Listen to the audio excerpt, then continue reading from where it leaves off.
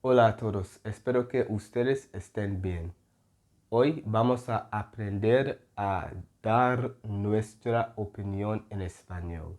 Así que después de este video, ustedes pueden decirme en los comentarios qué piensan de mis videos. Okay?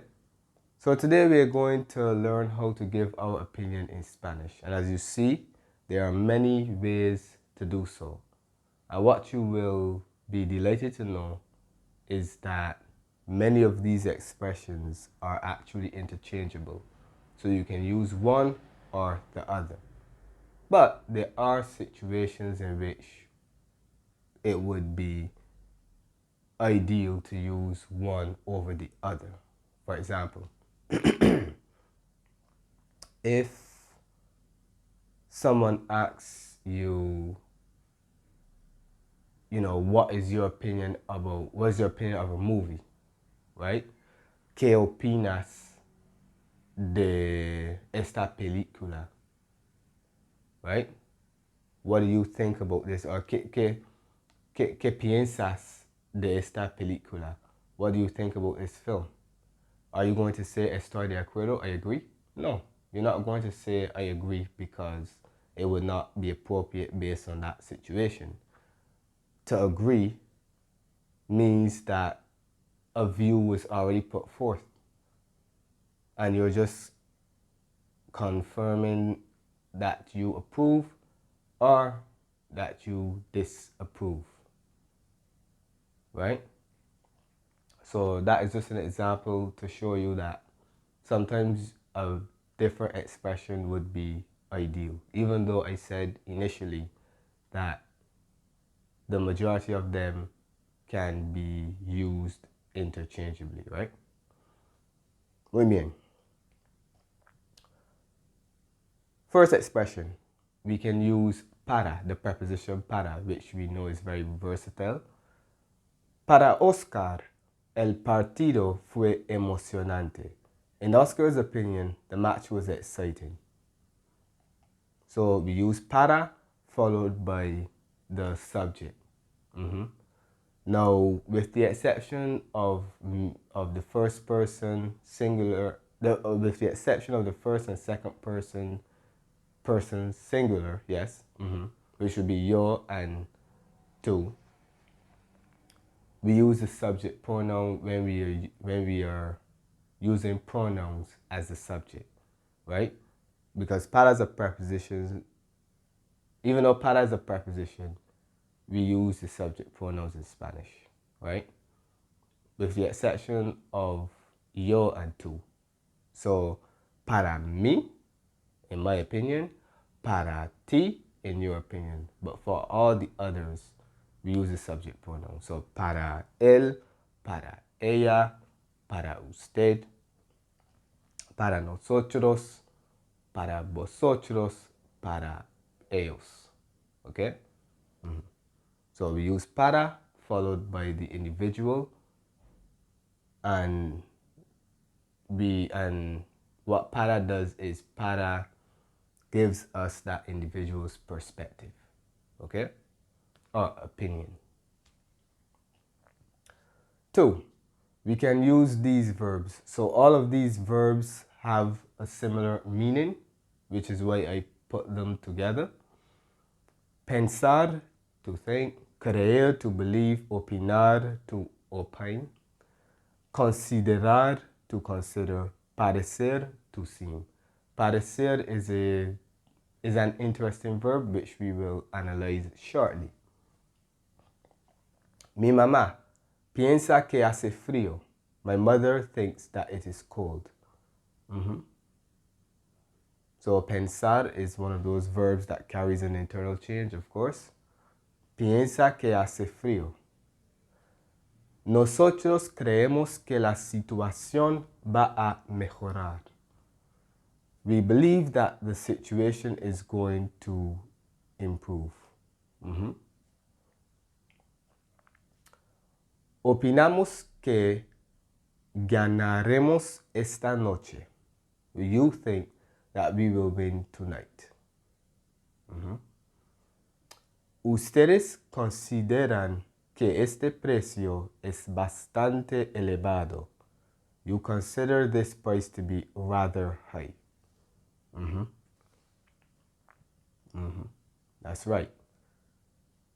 So all of these verbs convey that an opinion is going to be given, right? Or a perspective. Now let's look at parecer. Parecer is a little different because what we do is we use it in the third person. So it does not agree with the yo, no. And we use the indirect object pronoun to refer to the individual because we're actually saying seems to that individual, right? Me parece que, I think that, habrá mucha gente en la oficina. I think that there will be many people in the office. So with parecer, we use it in the third person and we use the indirect object pronoun to refer to the individual who is providing the perspective, okay? So if I wanted to say, we think, using parecer, we would say nos parece que, right? We think that. Now, as you see, this is in the indicative, right? But if we put these verbs in the negative, then we have to use the subjunctive.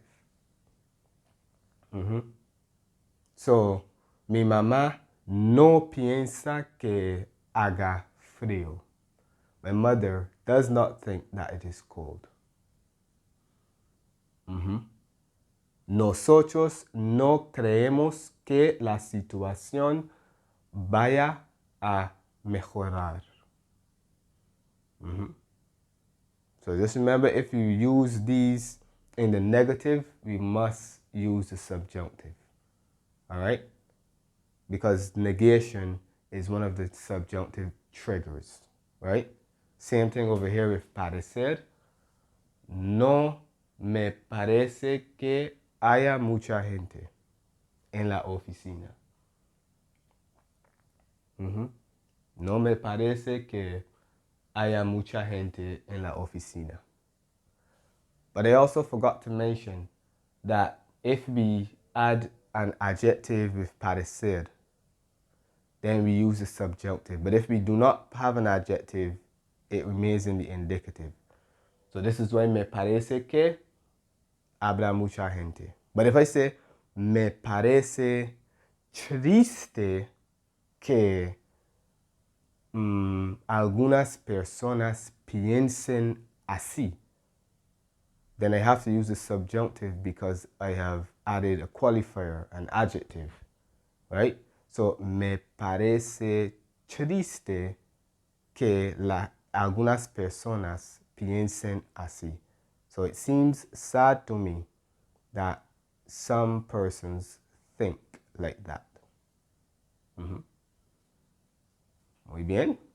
So just remember, with these verbs, if you put them in the negative, you have to use the subjunctive. And with parecer, if you use it in the negative or you add an adjective, then you must use the subjunctive. Okay? Muy bien. 3. We can use the following expressions, and once again, all of these convey the same idea, in my opinion. Right? A mi modo de ver, a mi modo de pensar, a mi parecer, a mi entender, a mi ver, and en mi opinión. With some of these, we can change it to agree with a subject. For example, en mi opinión, we can change that to, well, if it's a case, if we have a different subject, well, we will use the possessive adjective to that is appropriate, right?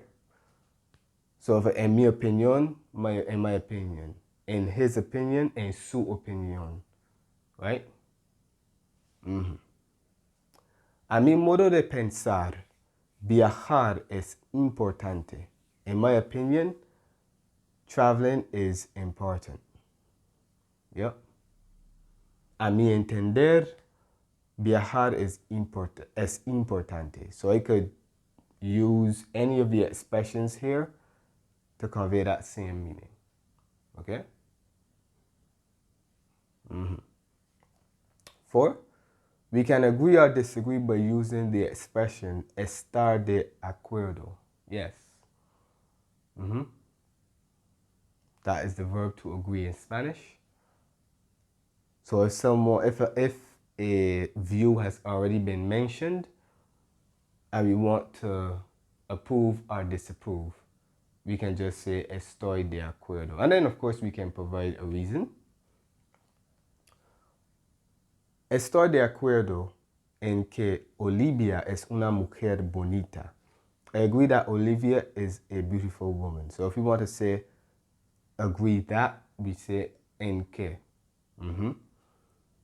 Or if we want to say I agree with someone, we would just use the preposition con. Estoy de acuerdo contigo. I agree with you. Right? And of course, if we use it in the negative, then we have to use the subjunctive. No estamos de acuerdo en que la vida sea fácil. We do not agree that life is easy.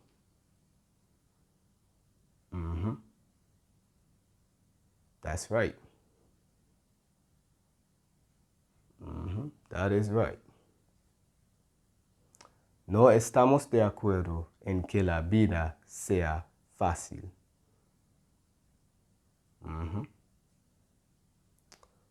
Yes, so we can agree or disagree. And of course, we can provide a reason if we choose to.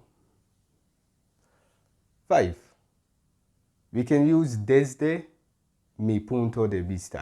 I have me in brackets because that is a possessive adjective that will refer to the individual, right? So we can change that to agree with the individual.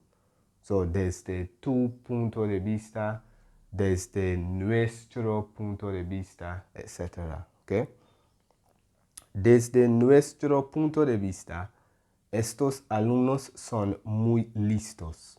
From our vantage point, these students are very smart. Yep. So this is another expression that we can use to give our opinion. And of course, like I said, in me, the possessive adjective will indicate which person is being spoken about. And finally, 6, we can use verbs like gustar and encantar. Okay? Yes, because if someone asks for your opinion, you can say me gusta or me encanta. And then, of course, you can provide a reason if you wish, right? A mi novia le encanta la idea. My girlfriend loves the idea. Or a mi novia le gusta la propuesta, the proposal. My girlfriend likes the proposal. Muy bien, muy bien. And when it comes to asking the question, we usually use these verbs to ask the question. The verbs in number 2. So, ¿qué piensas? ¿Qué piensan? Right? ¿Qué opinas? ¿Qué opinan? And then with parecer, ¿qué te parece? ¿Qué les parece? And of course, the indirect object pronoun will agree with the person that we are asking, to whom we are posing the question. Okay? Muy bien, eso es todo por hoy. Espero que ustedes hayan disfrutado de esta lección. Por favor, no se olviden de decirme qué piensan de mis videos en los comentarios. Hasta luego.